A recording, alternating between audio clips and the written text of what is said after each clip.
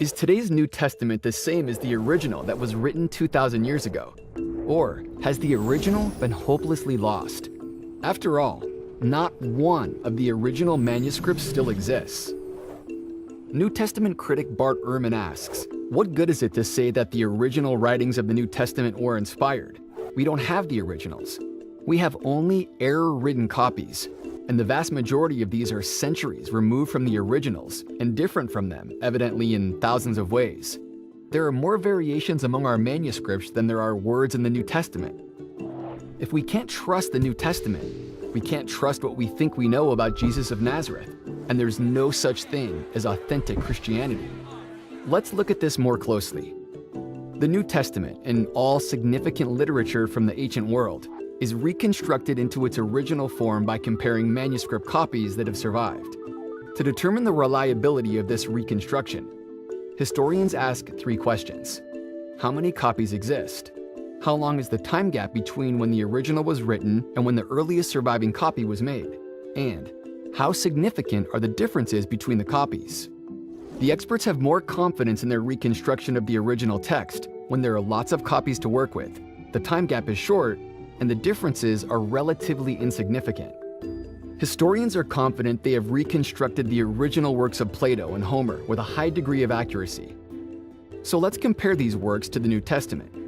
We have 219 copies of Plato, 2,300 copies of Homer, but when it comes to the New Testament, we have an overwhelming 5,700 manuscript copies in the original Greek alone. In comparison with the average ancient Greek author, the New Testament copies are well over 1,000 times more plentiful. If the average sized manuscript were 2½ inches thick, all the copies of the works of the average Greek author would stack up 4 feet high, while the copies of the New Testament would stack up to over 1 mile high. This is indeed an embarrassment of riches.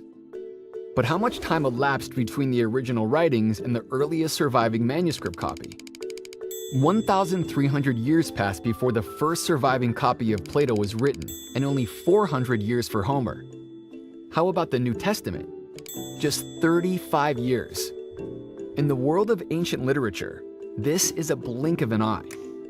The wealth of material that is available for determining the wording of the original New Testament is absolutely stunning. But these manuscripts are not identical. In fact, they contain roughly 400,000 differences.